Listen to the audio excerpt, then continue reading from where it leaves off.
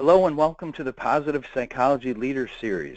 This is David Paul A., your host and founder of the Positive Psychology Leader Series. We're so thrilled to have you with us today.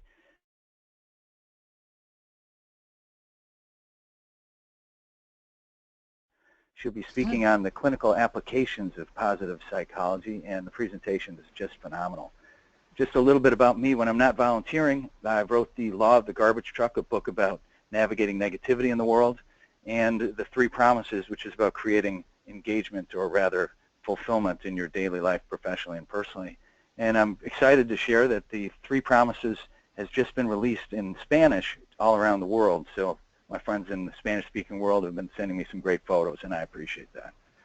So today we are just inviting all of you to recognize the great folks that have been a part of the Positive Psychology Leaders Series over the years. You can see some of them just on all the smiling faces. We could do a study of their faces just to see how many are smiling, but they're all just great. And Chiara is now going to join them. And if you take a look at the next slide,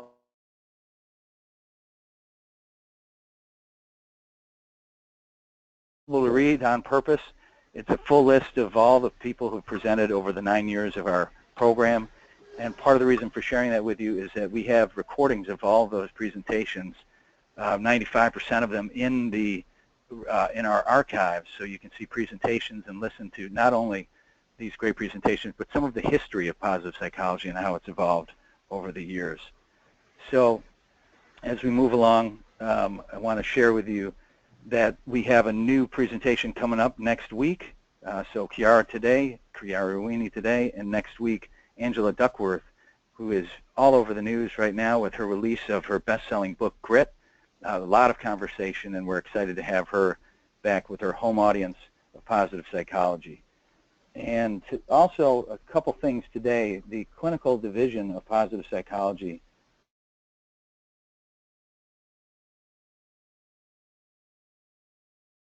his work in helping all of the divisions with their programming.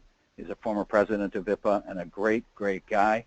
And then I want to recognize our steering team for the clinical division of the International Positive Psychology Association. Our steering committee chair is Tayyab Rashid. Philip Street is another board member, or rather a steering committee member. Margarita Tarragona, another delightful individual who is on the steering committee, and Samuel Ho is on the steering team as well. They're all great folks and doing great work, and we appreciate them being here today and supportive of this webinar. So without further delay, I'll tell you a couple things about today's call. There is a question and answer little box on your webinar control panel, and as you have questions at any time during the presentation, you can submit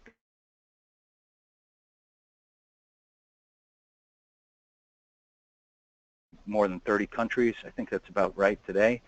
And so we'd love to know where you're from. Put the question in there, and then at the end of the presentation, I'll be presenting your questions to Professor Ruini, and we'll get to as many as possible.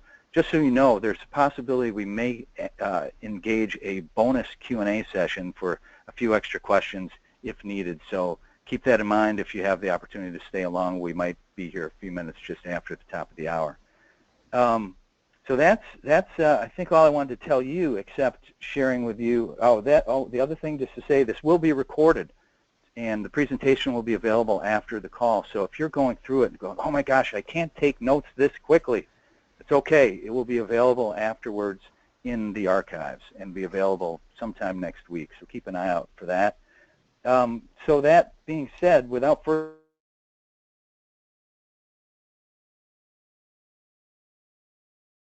psychology at the University of Bologna, Department of Psychology. Since 2006, she has been teaching the course Clinical Applications of Positive Psychology for students attending the Master Program in Clinical Psychology.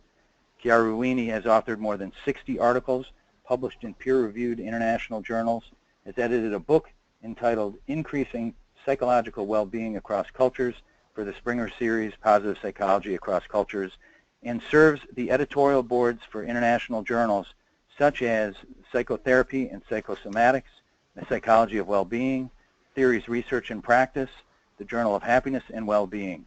Her research interests are concerned with positive psychology, clinical psychology, resilience, and psychotherapy. I would say she is so busy that she'll have to share with us her magic in terms of how she is able to live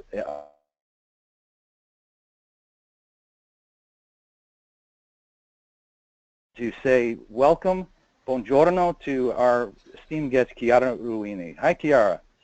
Hi, everyone. Thank you very much for this lovely opportunity to share with you my work and my ideas and opinions about positive psychology and clinical psychology and how they can be together, basically, without any kind of criticism or juxtapositions that I think are not so fruitful.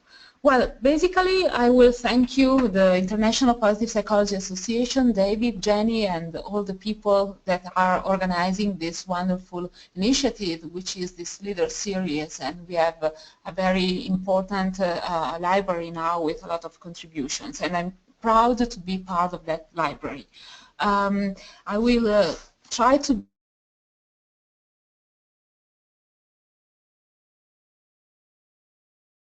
proper English, but please forgive me if I do some mistakes or something.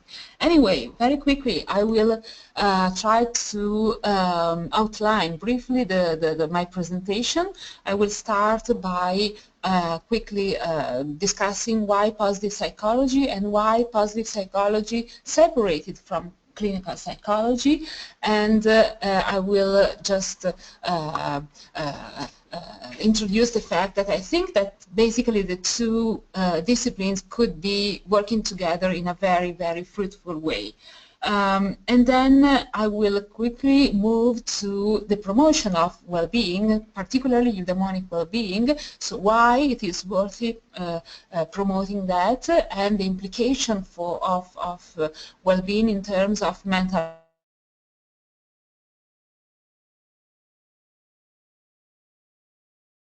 then I will move to the central part of the presentation, which is basically how to promote eudaimonic well-being, so some strategies, and I will share with you my experience with well-being therapy, both with adults, a young population, and also older population, as I will see, I will share today with you, and I will conclude with other positive interventions and some clinical and cultural recommendations. So, basically, everything started, as David has announced, like 10 years ago when I started teaching this course at the University of Bologna, Clinical Application of Positive Psychology.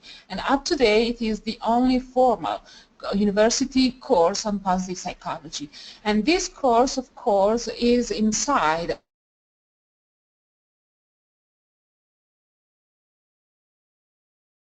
beginning of this course, I tried to put together research and applications of the two disciplines together. So here, if you look quickly to the syllabus of my course, you see that there is a first part which is some theories of positive psychology, but then I will quickly move, and my students really appreciate that, to the application of this concept of positivity and how to basically promote these issues in clinical populations. And I'm proud to say that at the beginning, only few students attended my course, but now, after 10 years, I have very a crowded room at the University of Bologna, so it's, of course, we don't have the numbers of the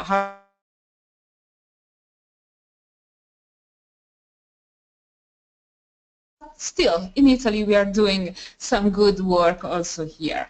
So I have selected some of the content that I've been teaching in these 10 years, and I started the course with the introduction of positive psychology and some of the history of positive psychology, and of course the important work by Seligman and Csikszentmihalyi that basically suggested that the future of psychology was the focus on the positivity and building positive qualities and positive dimensions in life. And of course, this is an important point of change that the author suggested, but I think that if we look at the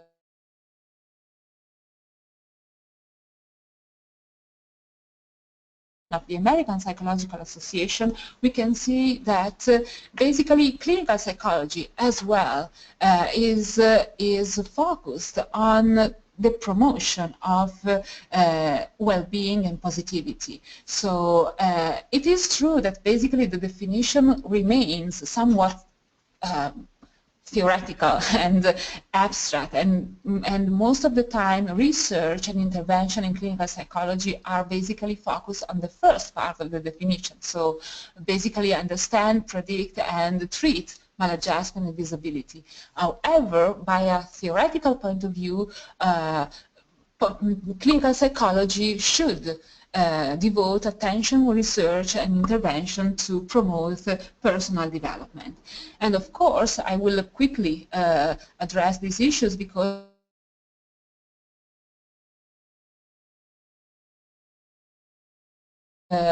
comes from humanistic psychology, at least in the work by Maslow and Carl Rogers, that really opened a new and significant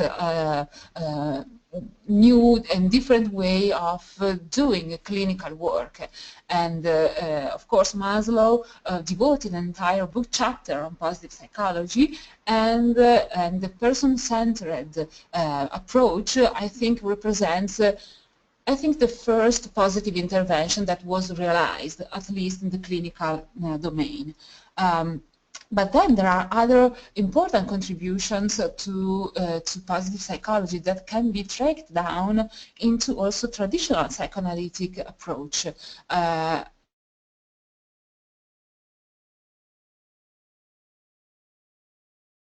Basically illustrates how Jung can fit with a positive psychology perspective, and particularly with the concept of individualization and transcendence that are so important and so studied in positive psychology research.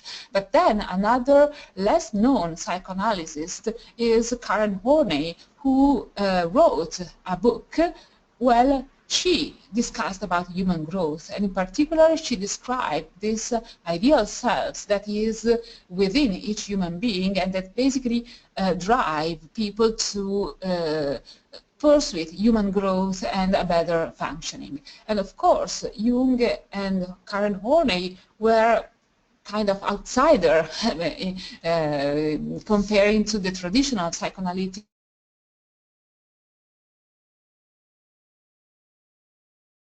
were able to capture the essence also of positivity and also, I think, the positive clinical psychology approach that we now have. But then if we come closer to our clinical background, I think all of you are familiar with the work of Albert Ellis and Baker and also Kristin Padesky. And basically in their pioneer work in describing basically CBT and rational emotive therapy, Albert Ellis wrote and published these two books that basically refers to happiness. So one is a guide to personal happiness and the other is how to make yourself happy. So basically also in this case I think it's so important for me as a clinician to realize that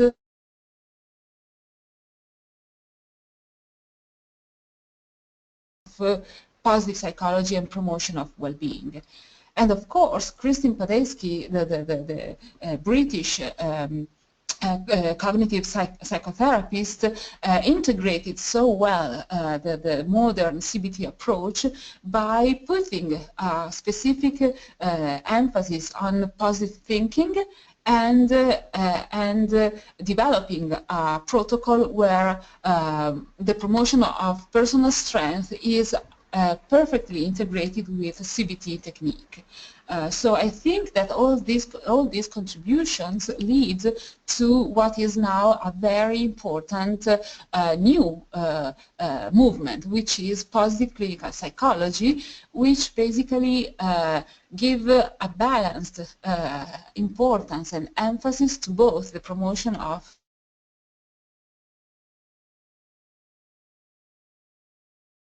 stress. And we have very recent published book, the Handbook of Positive Clinical Psychology, but also I think it's important, again, for clinicians and for professionals in the mental health domain to consider that also psychiatry is moving toward positive, toward the promotion of positivity. And the important leader of the American Psychiatric Association, Professor Jester, just published the Clinical Handbook of Positive Psychiatry. So basically we could really see that there are many, many bridges between the disciplines of positive psychology and clinical psychology or clinical domain. So it is true that positive psychology criticized, Seligman and colleagues criticized the medical model that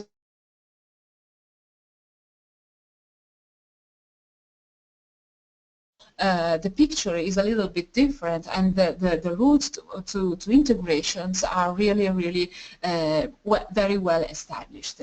And quickly also the definition, 2 words for discussing and share with you some of my opinion about the concept of mental health and the definition of mental health. So I think that all of you are familiar with the work of Felicia Appert or Corey Keyes in describing and defining flourishing and basically the concept of positive mental health. And I think it's important to remember that these definitions basically mirror the same classification systems that are used by psychiatrists and clinical psychologists to characterize abnormal behavior, abnormal psychology. So basically, again,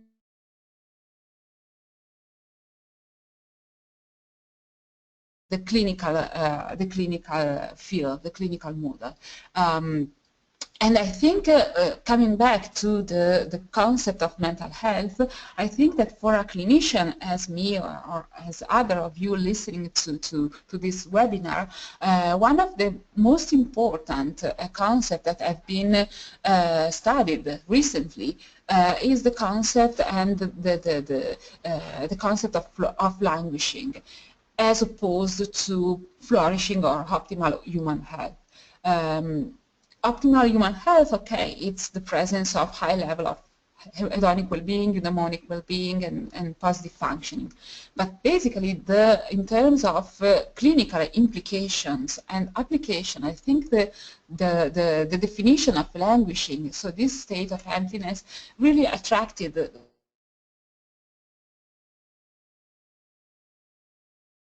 a state of vulnerability, but it is not so clear if it can be recognized as a prodromal phase of a mental illness or a residual phase of a mental illness. And back at the beginning of my career, I worked with Professor Giovanni Fava at the University of Bologna, which wrote pioneer work on the staging model of mental illnesses. So the concept of languishing, I think, really can be melted with this staging model. And of course, languishing is a state where well-being is not there, basically, is absent or lacking. And so I will quickly move to the next part of my presentation, which is why it is worthy the promotion of well-being. Basically because now we have a very consistent amount of research documenting the importance of well-being, both hedonic and eudaimonic, for maintaining, for protecting physical health, but also mental health. And of course, I'm referring to the work by Chiara Ruini and colleagues that documented how the absence of well-being creates conditions of vulnerability to stress and future adversities. And especially eudaimonic well-being dimensions are critical in stress response, coping strategies, and also in influencing relapses. And this body of research again is converging with my previous initial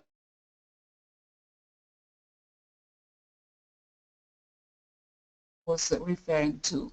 So basically, we now know that well-being, and particularly eudaimonic well-being, has a critical role in recovery from mood and anxiety disorder. And as a matter of fact, we have been working on the concept of recovery and the promotion of long-lasting recovery in mood and anxiety disorders for many years. As a matter of fact, back at the University of Bologna with my colleagues, Professor Fav and Carlotta Belez, we published a paper on in psychological medicine where we proposed a new definition of recovery, especially in depression and mood disorder, and these are basically the criteria that we suggested. So basically,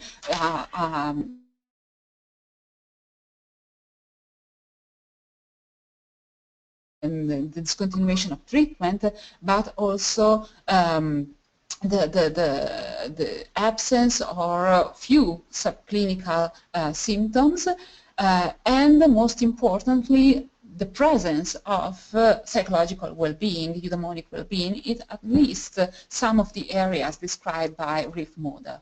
And of course, the definition of recovery should encompass also the normalization of some biological markers that are altered during acute phase of the disorder. So the importance of this work is giving well-being a specific role, a critical role in terms of recovery from mood and anxiety disorder. And again, this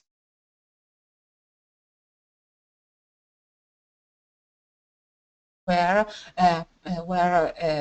it was found that the absence of well-being was a risk factor for depression up to 10 years later.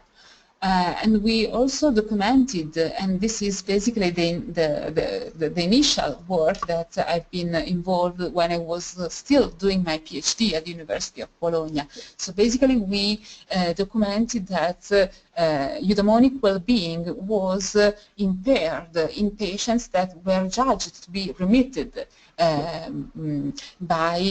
from an affective disorder. So basically, and I will quickly show this very preliminary work that were part of my PhD dissertation, where basically I interview and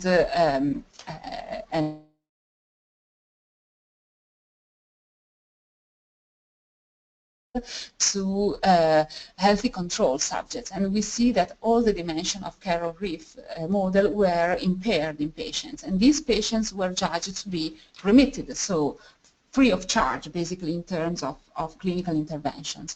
And so our idea was that after the acute phase of a disorder, some additional clinical work should be done in order to promote the well-being and determine a long-lasting recovery. And that's where basically the background of well-being therapy was born. So the other part of my presentation is how we should do these things, how we should promote well-being. And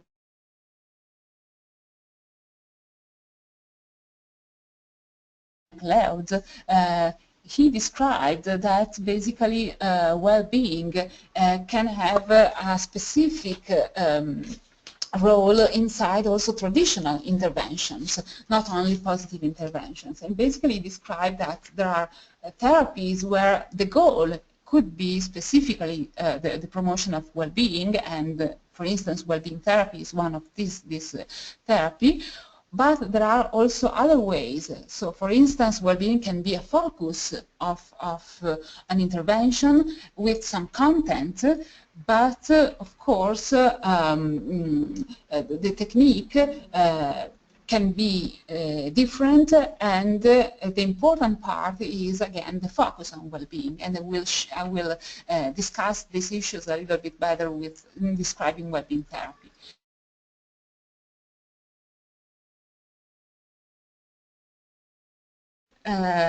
Have a specific philosophy of well-being, so the idea of eudaimonia, of positive functioning or individualization. And this could be the case, for instance, of the person-centered approach by Carl Rogers, or the acceptance and commitment therapy, or well-being therapy as well. So basically, what I'm suggesting is that the philosophy could be related to well-being, but the technique and the strategies could be the same as traditional clinical intervention, or devoted to treating negativity. So when it comes to the promotion of well-being in terms of clinical intervention, again, the situation is quite complex, and there are various ways and pathways to the promotion of well-being. I will, of course,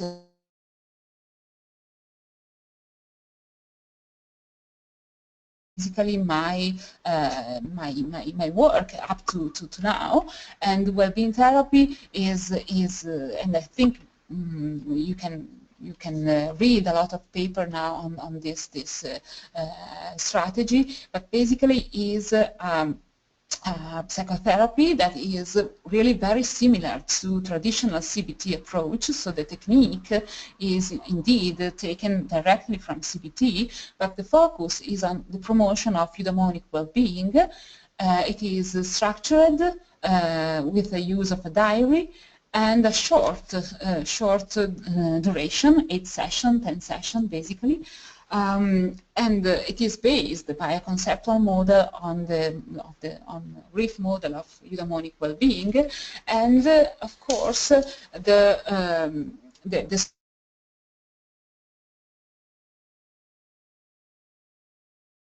we ask patients or clients to monitor episodes of well-being in a diary. So also in this case, we mirror traditional CBT by using a diary, using self-observation, but the focus is on the instances of well-being. And importantly, the cognitive work is done by identifying automatic thoughts or negative attitudes that are interrupting these moments of well-being. So again, the cognitive work with the diary is similar to traditional CBT, but then the focus is different because we want to investigate what leads well-being to be interrupted. And of course, the subsequent cognitive restructuring is performed by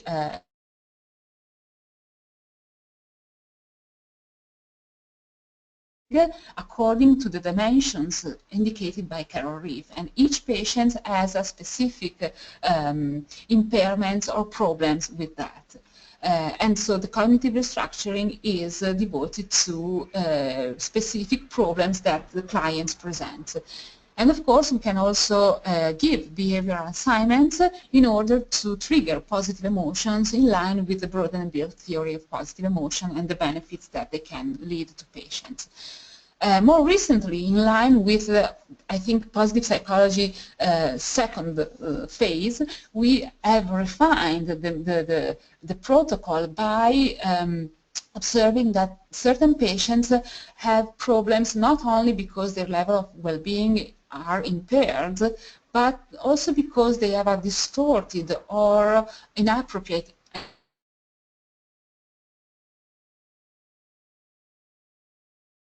very high on interpersonal functioning, so they can be very generous, very altruistic, But then this can turn into something negative because they are overwhelmed by other people's requests, or they tend to feel low self-esteem in their social interaction. So basically, and I'm referring to the work by Rashid, we have done the same model of balancing the eudaimonic well-being dimensions in order to really have a more appropriate and functional and useful attitude toward the dimension of well-being. And I've mentioned here purpose in life and having meaningful life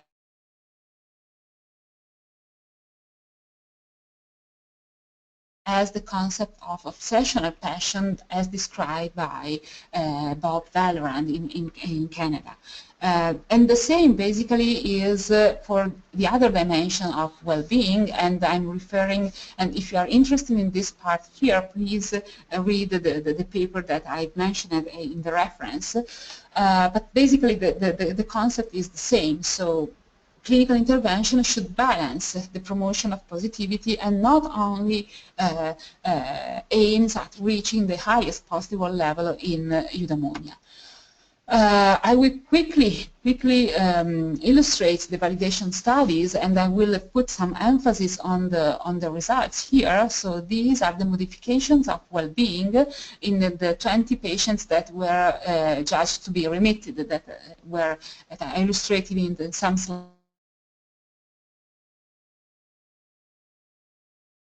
Reported a significant improvement in all the dimensions of eudaimonic well-being. And this is really the first study that we performed, and basically the same results we obtained in patients with generalized anxiety disorder that were treated with a combination of CBT and well-being therapy. And also in this case, we have significant improvement in the 6th dimension of eudaimonic well-being. And interestingly enough, in the 1-year follow-up, patients treated with this combination also reported a better trend in terms of anxiety symptoms. So they were really fully remitted from their disorder. And this was not the case with patients treated only with CBT. And so these two slides here basically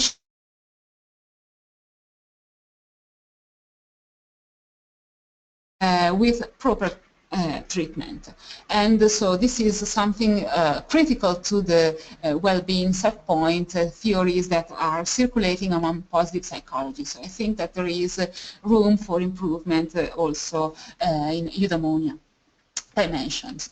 And here, of course, the most important work documenting the long-lasting protective factor of eudaimonic well-being. And here are the results of the validations of the study that we did with recurrent depression patients, so people that have basically a chronic trend of depression. And we treated them with, again, a combination of CBT and well-being therapy and compared to treatment as usual. And you see here in the long run, so after 6 years, patients treated with the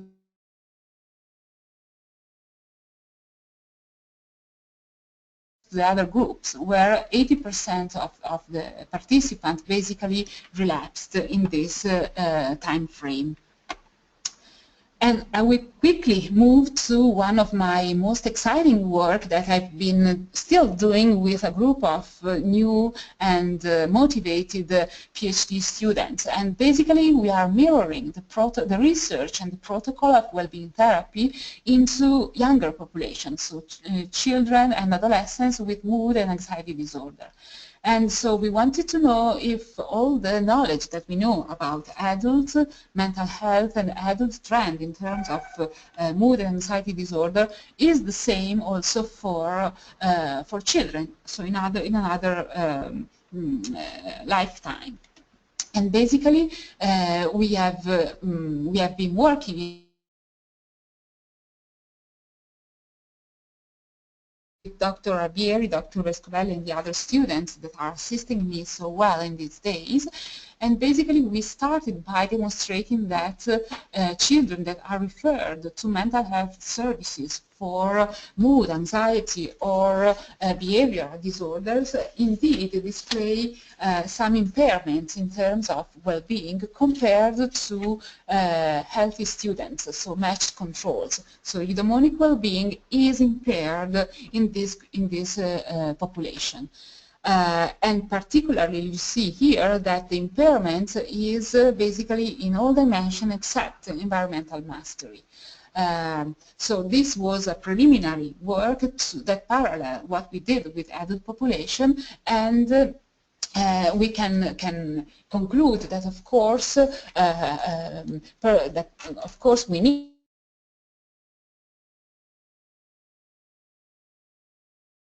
that personal growth is the dimension that resulted most impaired, and particularly mood disorders in children seems to negatively influence well-being.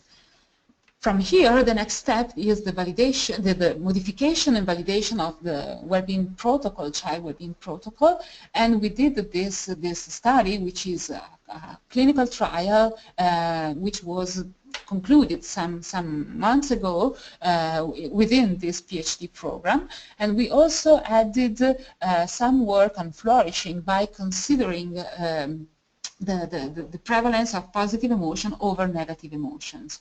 Very quickly, this is the sample that we have included that was of course very heterogeneous and composed by people with behavioral disorders, but also anxiety and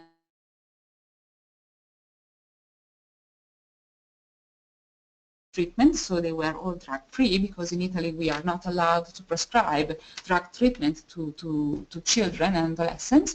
And basically we applied also in this case a sequential administration of CBT and well-being therapy sessions.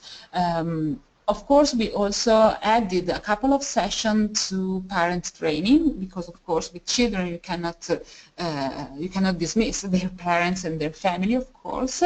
And here you see that basically after the initial CBT protocol, we devoted some sessions to increase some dimension like purpose in life or the sense of autonomy or the awareness of personal strengths and positive characteristics, but also we devoted some sessions to the promotion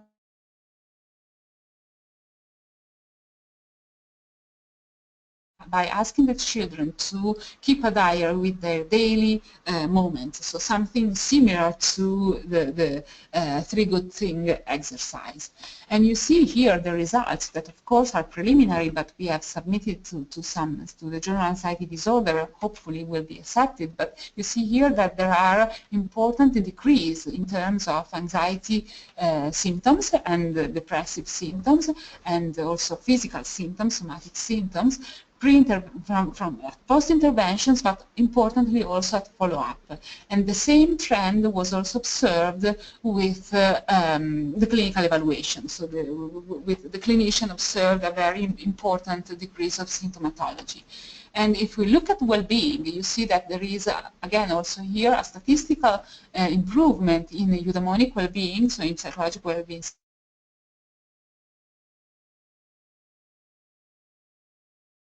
from baseline to post-treatment and follow-up. So basically, I know that these are very, very preliminary data, but also in this case, we can see that the same results, that positive results that we obtain with the adult protocol, we are basically doing the same with another life stage. And another very promising work, again, moving from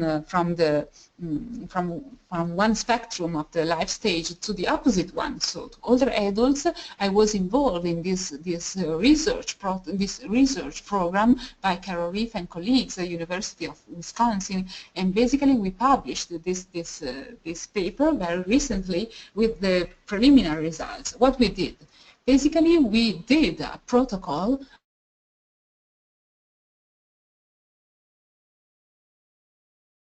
community dweller elders. And basically the protocol is called Lighten Up, and the idea is to promote eudaimonic well-being in order to prevent problems and depression or loneliness that are so typical in older age. And basically the protocol is a group protocol, so it's not really a clinical protocol, but it's something that is performed in group, and where basically participants share their positive moments, their positive emotions, but they also use a diary to record some meaningful life events in a sort of positive life review, and they are also taught how to overcome obstacles that interrupt well-being and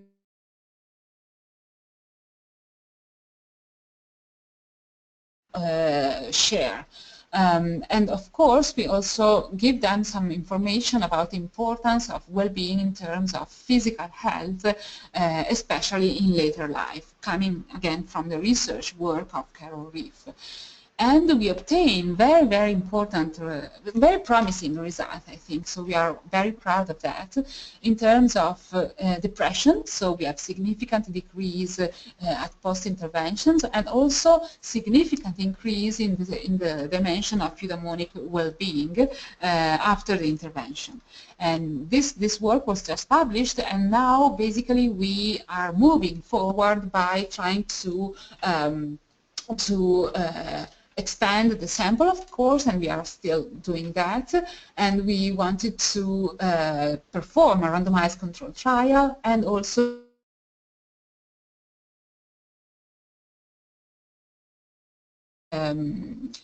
proud of this work, and it's a group work, and really I think it's very promising because also participants are really enthusiastic about this protocol. So this is another how to promote well-being. I will conclude basically by quickly saying that there are other traditional interventions such as behavioral activation or acceptance and commitment therapy that indeed share a specific focus on well-being and also specific technique to increase well-being. And particularly behavioral activation is more on the behavioral method, whereas acceptance and commitment therapy, I think, relies to positive intervention by giving emphasis to meaning and personal values that are in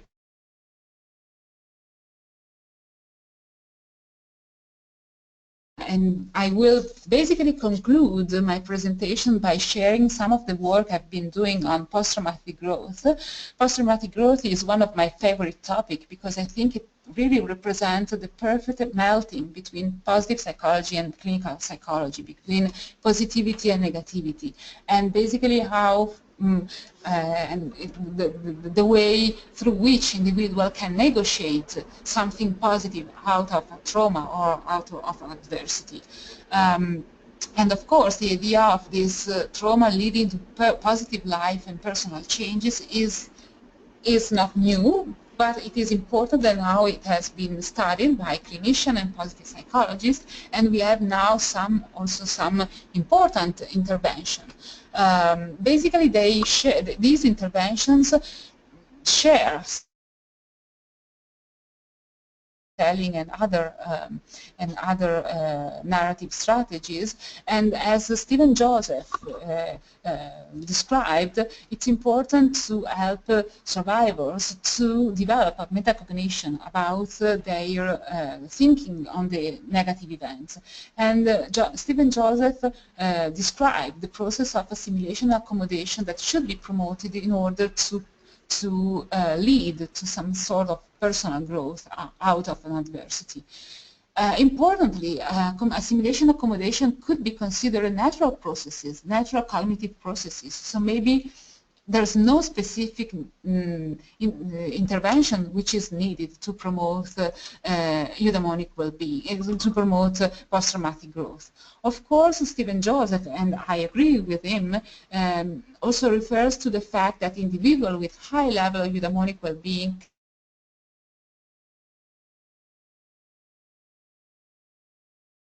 traumatic or stressful event. However, we have finding some controversies in breast cancer survivors where eudaimonic well-being was not so linked to post-traumatic growth. So I think that we need to work a little bit more on these fields of application.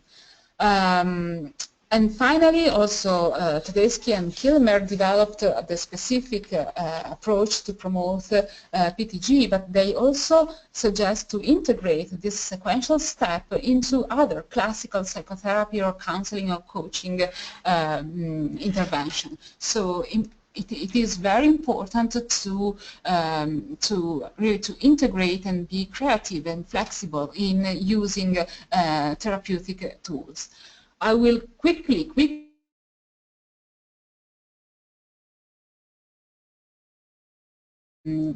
with distressed women using fairy tales in a group intervention, and again following the line of narrative techniques. I've been also working in integrating CBT with narrative technique, and I described a specific clinical case, but also, and these are my very new line of research, we are still working on the promotion of eudaimonia in older age, and specifically nursing home residents, by, again, using storytelling and positive life review, so not exactly CBT, and we are working with the school protocol in order to promote eudaimonia, but not with well-being therapy.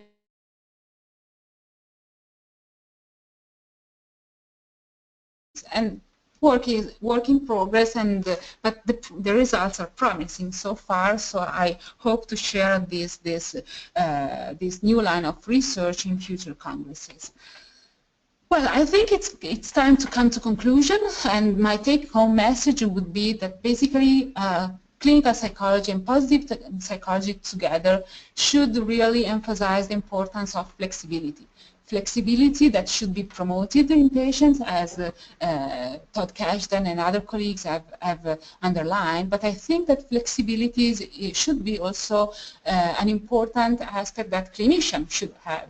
And it's important that clinician and practitioner should be able to use a different number of tools and interventions to be selective and based on individuals' needs and characteristics. And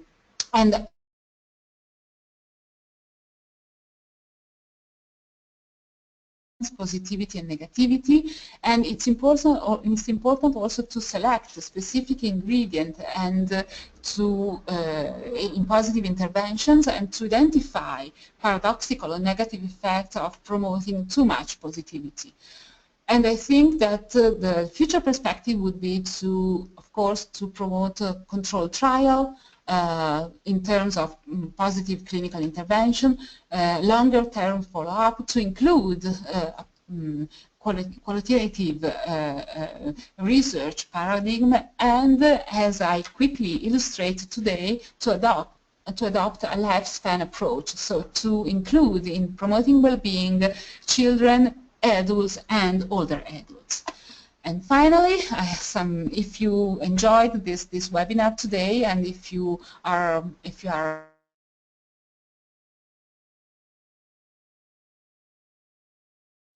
I will publish a book with Springer, and the title will be Clinical Application of Positive Psychology, and where I basically describe my work, and not only my work, of course, and I will underline the fact that really positive psychology and clinical psychology are melting together in a very, very important and fruitful collaboration. Thank you so much for hearing me and staying with me for this webinar. And I think we have some minutes for questions or further discussion together. Thank you. Thank you, Chiara. Wow, that was fantastic. I know I speak on behalf of everyone on the call. We've received already some really nice notes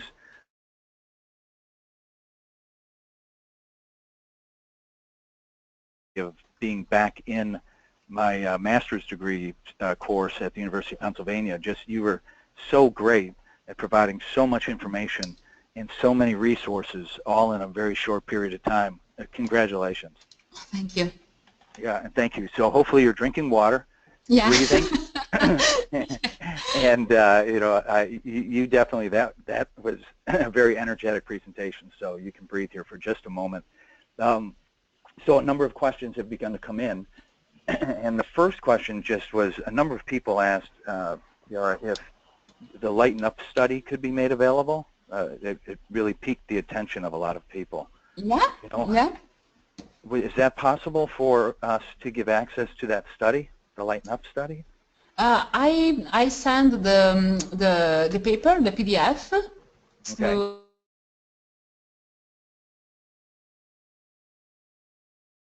Here you can email me and I will share the PDF.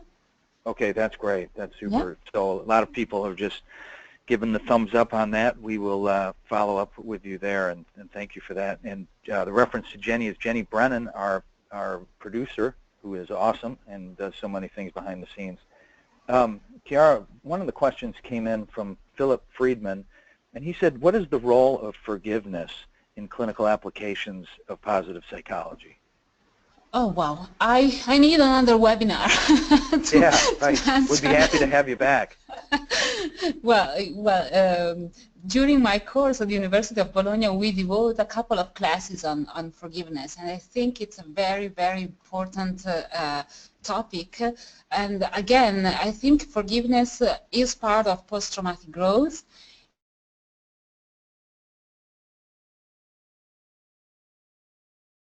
It's part also of eudaimonic well-being, because of course there are, in clinical practice at least, very important aspects on how forgiveness is implicated with the relationship that you have with yourself, so forgiveness and self-forgiveness, and also the relationship that you have with other people, so interpersonal functioning.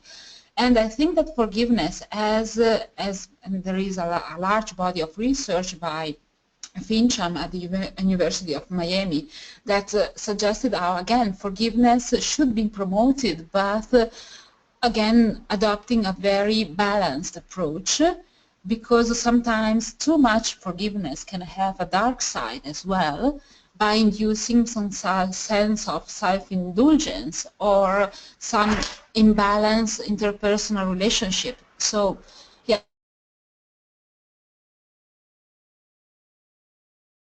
Forgiveness topic.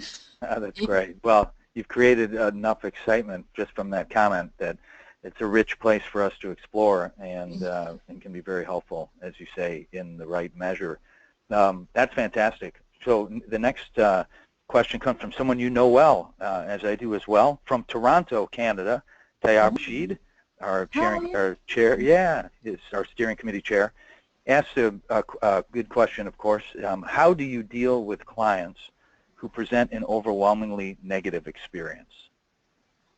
Well, I think that first of all you have to address negativity, and maybe I didn't emphasize that enough, but basically well-being therapy, but I think also post-traumatic growth approach is a sequential approach. So I think that first of all you need to address negativity and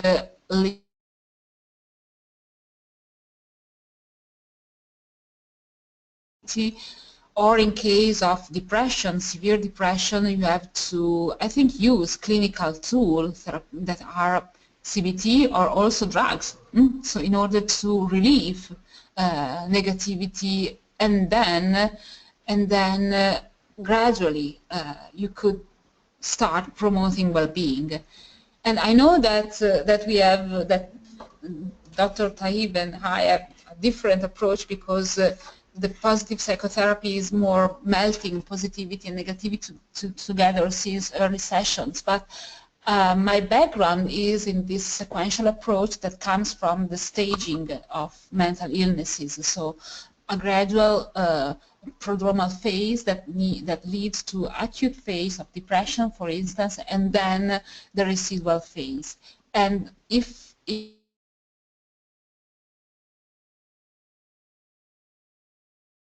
my protocol would follow the same structure. So first addressing the acute phase, so negativity, and then in a subsequent phase I will start promoting well-being.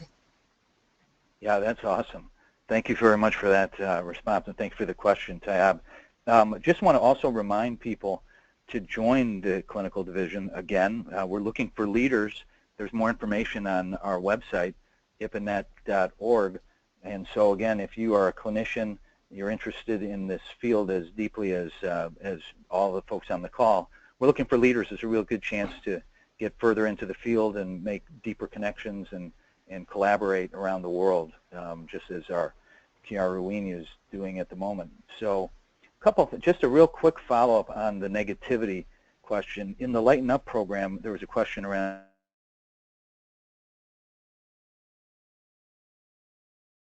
Chiara on that. Yeah, it's a sort of modification of well-being therapy. So in well-being therapy, we negotiate negativity by asking people to identify negative automatic thoughts leading to interruption of well-being. When you work in a group of older adults, this step is not so easy, and importantly, sometimes obstacles and negativity comes from not exactly a negative thought or a negative cognitive attitude, but sometimes negativity comes from comorbidities, from pain, from physical disability. And so negotiating negativity inside Lighten Up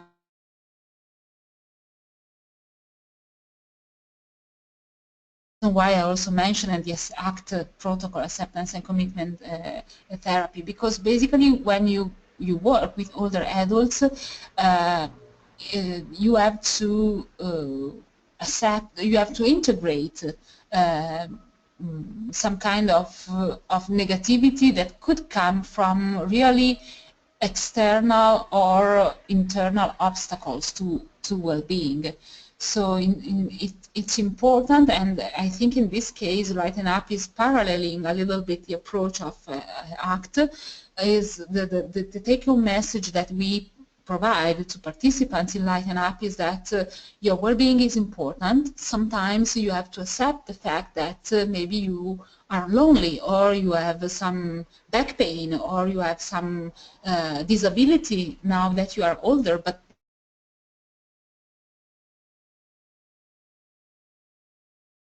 to restore your well-being or maintain your well-being. And this means coming into coming to negotiate in terms of reality checkup, basically, and without feeling so depressed or overwhelmed by distress, pain, and suffering. Oh, that's tremendous. A question has come in from Kishatma Sharma from India, and she says, yeah, right. We said all around the world we have, yeah, isn't it great? It's one of the beauties of our organization. And she says, or this is what they say, taking a clue rather from the debate between hedonia and eudaimonia. Does an individual choose one of these two orientations, or should an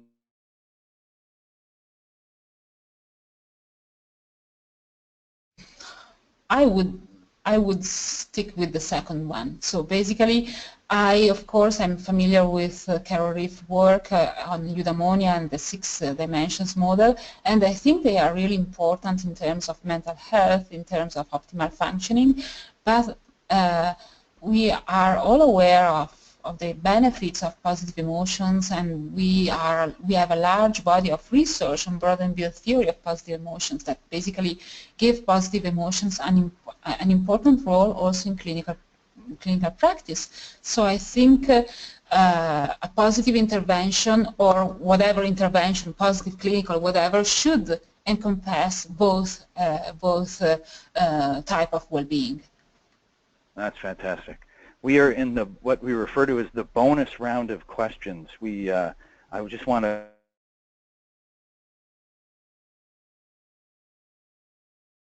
joining the call. Next week is Angela Duckworth. We'll be sending out more information there. Also, Chiara Ruini's presentation today is going to be in the archives. You'll see that next week.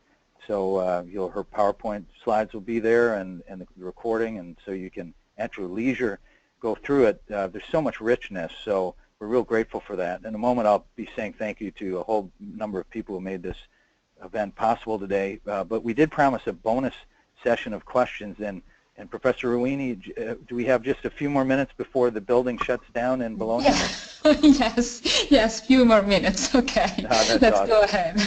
Yeah. For those of you who want to know the inside joke, the university is closing at the moment, and Professor Ruini is such a hard worker. She is probably the last person in the building, so we will not stay long.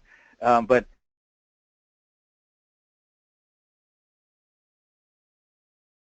ask people to email Dr. Ruini with any specific question that we don't address today. But without further delay, Andrew Proctor from California asks the question, have you done research on self-care related to positive clinical psychology? No, I didn't. But I think it's a very interesting part of the clinical work, and the clinical work, again, putting together clinical psychology and positive psychology, because self-care, it's an important, I think it's an important manifestation of both eudaimonic well-being but also hedonic well-being. So yes, thank you for that question and this new idea for further research. That's great. Another question comes in from Nuran Korkmaz and asks the question, what role do you see for spirituality?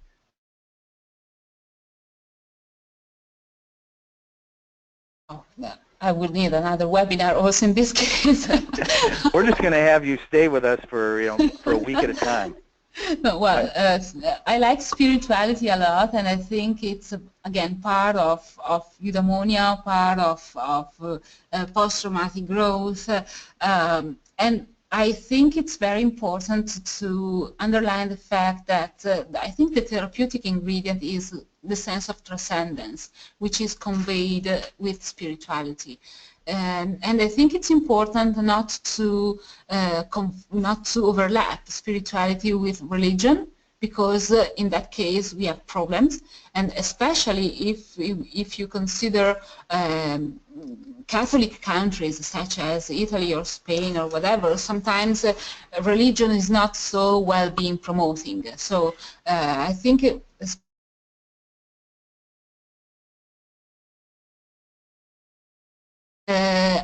if we consider spirituality in this transcendent part of human functioning. That's great.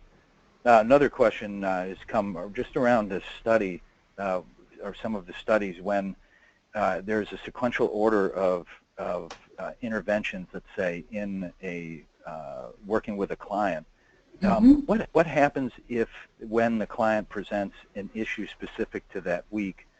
Does it get handled in that session, or is it saved for another and the focus remains on the protocol? No, I think, well, I would describe my practice, and well, basically I'm flexible. I think if a client presents with an overwhelming problem or problem which is really bothering him or her,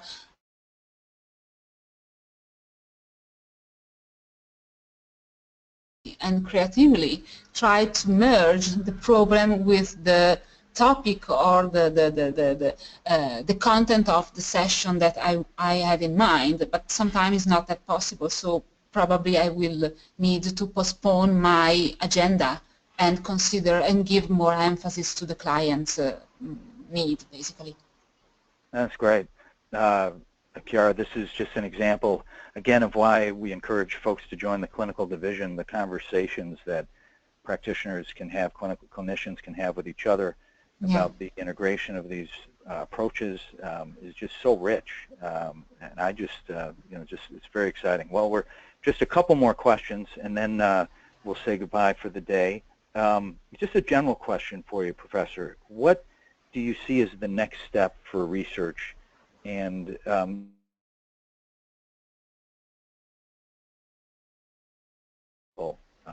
clinical practice? Well, I think, and I will describe this in basically my book that will soon be published. I think that it's important to integrate a little bit better clinical psychology or psychotherapy research into research on positive interventions. I mean, we have a really huge body of research documenting paradoxical effect of psychotherapies or defense mechanisms or dropout research or this line of research which is really very well established in psychotherapy, and there are people like researchers, for instance, Wampole from the University of Wisconsin that really wrote great articles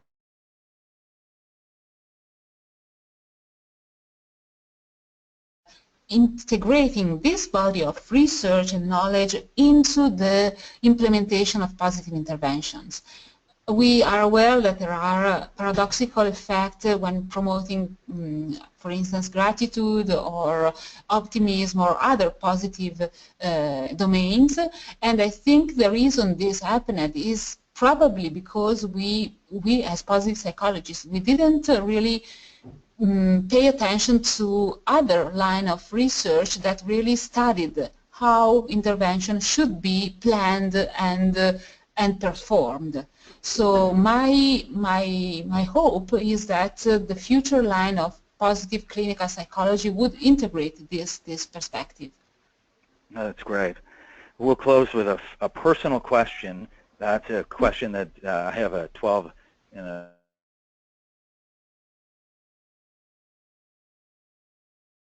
I do it, and that's the question we have for you is, you do so much work inside positive psychology, and we're grateful for your leadership.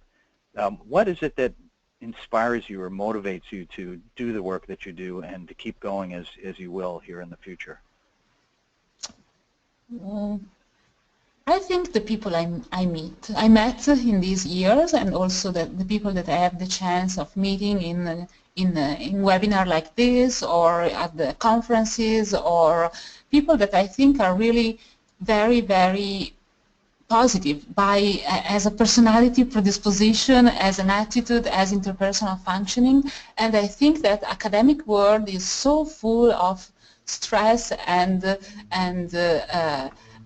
people that are so competitive one with the other, that positive psychology community is not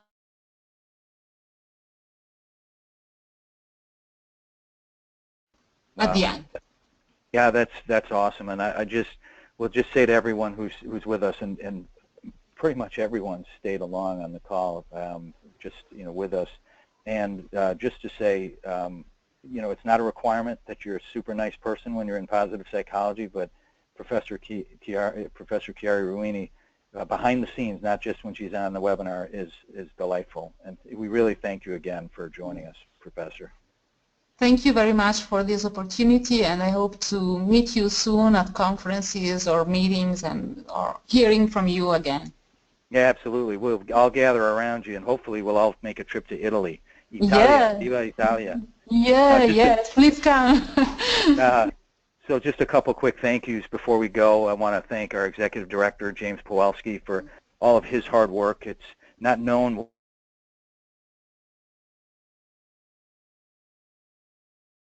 professor and founder of the master's program at the University of Pennsylvania and so many other things, but he's our executive director and he's awesome. Professor Barbara Fredrickson, our president, also extremely supportive of this series, and she herself has participated numerous times. Our producer of the series, Jenny Brennan, this wouldn't happen without her hard work, sometimes throughout the night. She's just a delight to work with and a leader inside positive psychology. Our technical and social media director, Sydney Rubin, also, again, just a delight and works so hard to make everything work smoothly for us. She does a great job. So with that, we thank the whole community of you, those in clinical psychology as well as any other part of our field. I want to thank you again for joining us. I'm David J. Paulet. Wherever you are in the world, make it a great day or night, and thank you for making a difference through your work in positive psychology. Goodbye.